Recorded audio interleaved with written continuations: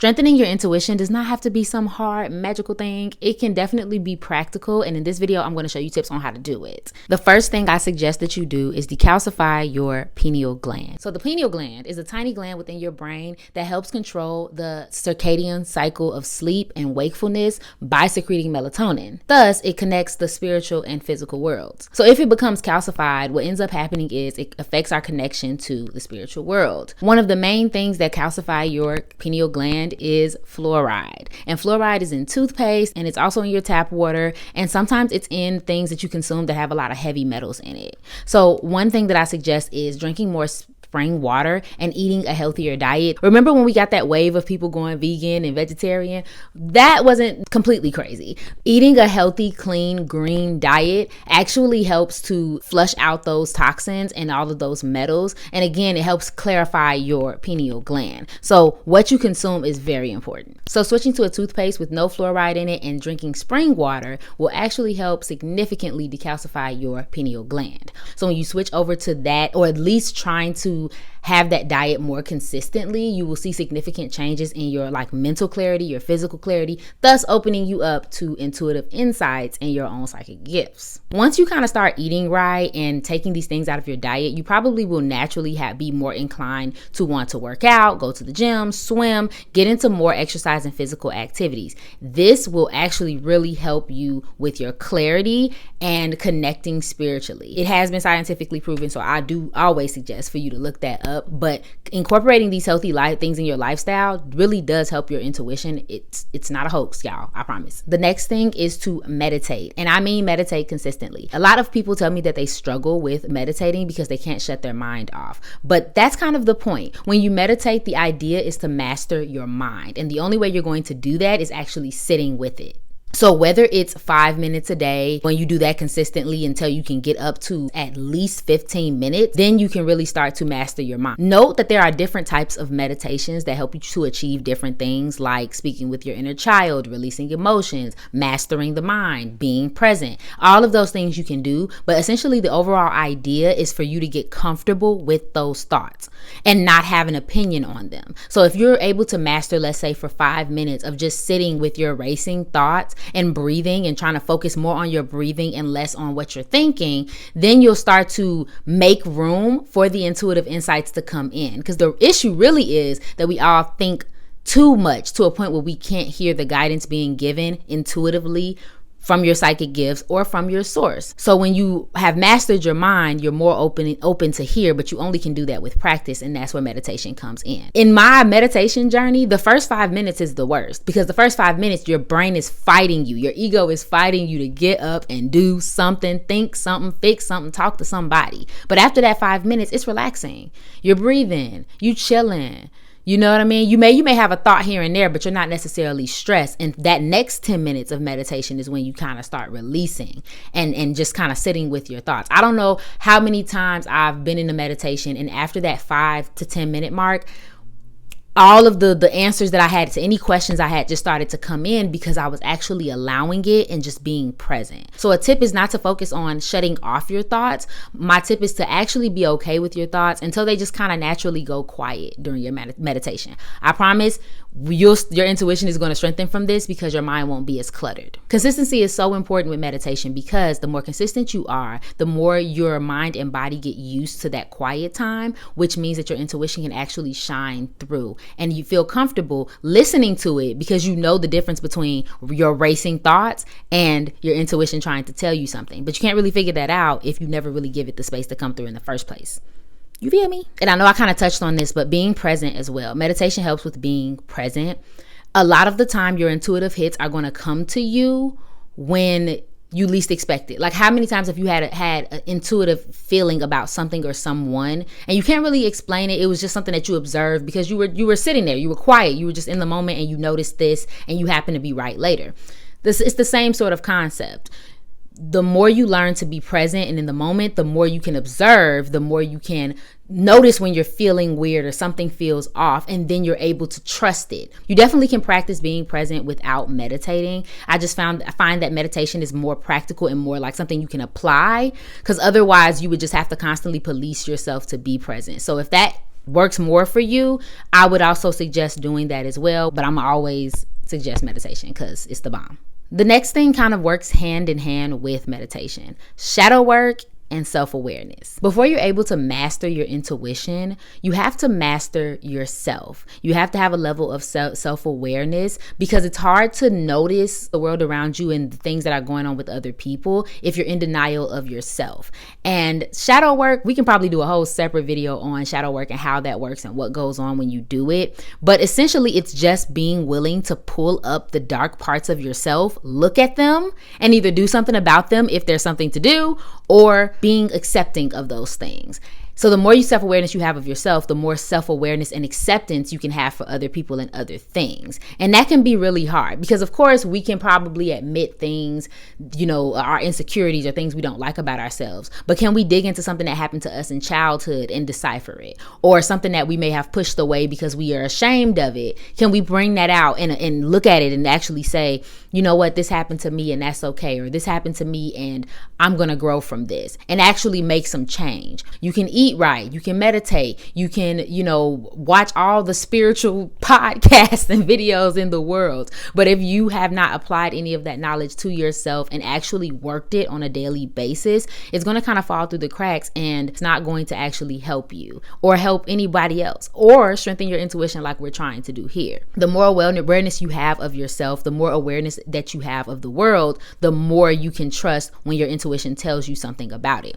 Think of it this way: how can your intuition, let's say, warn you about something if you're not even aware that that's a possibility in the first place?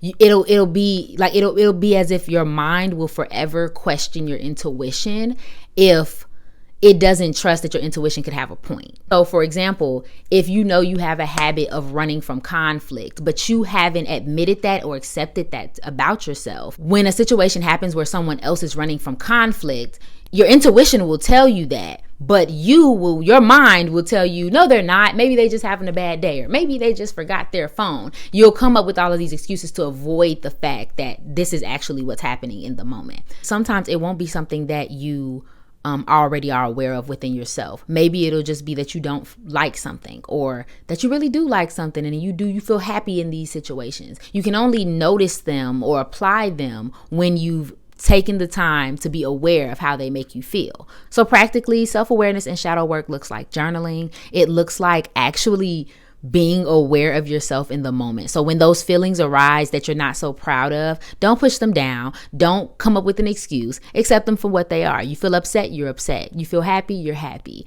Those are practical ways to actually apply it. And I know it seems like, oh, that's easy, like there should be something hard, but that is going to be hard in the moment, to admit to yourself that you're doing something out of spite, or that you do like playing in the grass and you look like a little kid and you feel like you look stupid, but it's fun.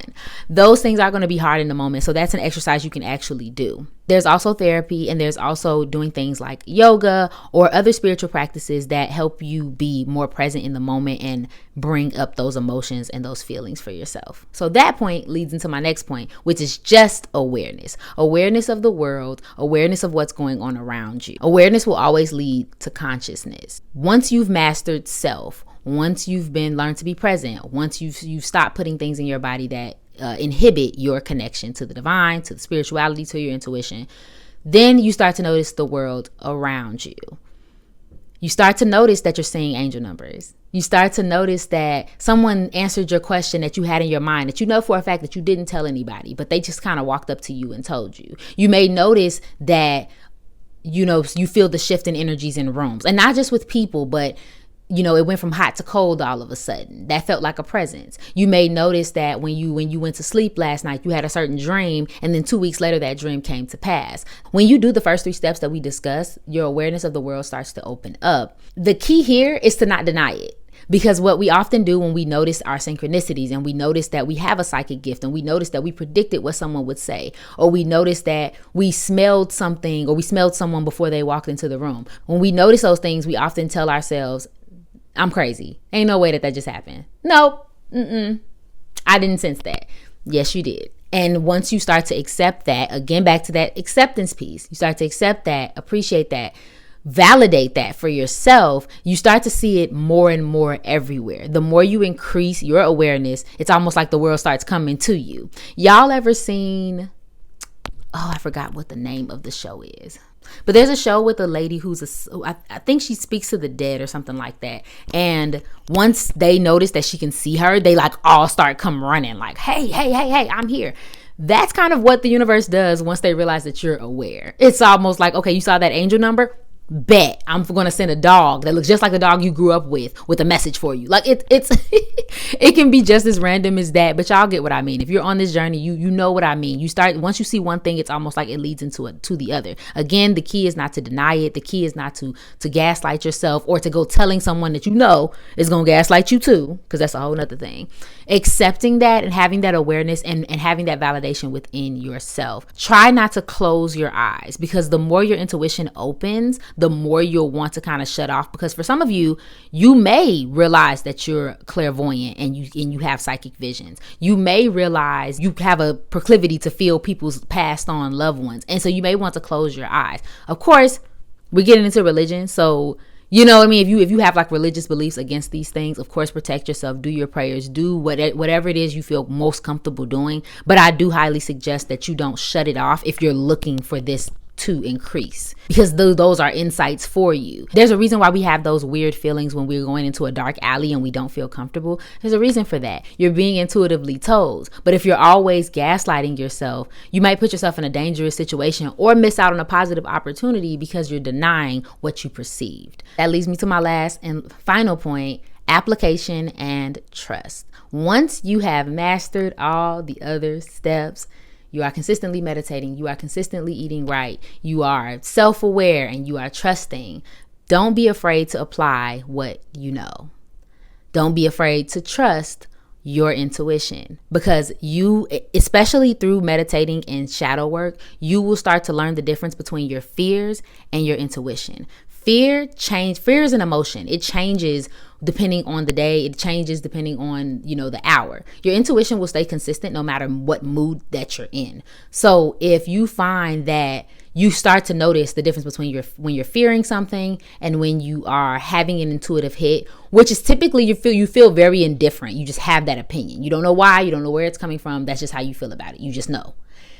Once you start mastering that, now you have to be able to apply what you know and trust it. So for example, if you have this feeling that you need to go back to school, you don't know what, you know why, you just know you feel like you need to walk into a building and sign up to go to school, but you don't know why. And you go and you do it. You just apply, you trust. Okay, I'm in school. What's next? And let's say the day that you get there, something wonderful happens to you. Your professor walks up to you and they remember you from, a previous year or a previous time in your life. And they're like, hey, sign up for my class. And it's the exact thing that you've been wanting to do, or the exact thing you've been asking God for.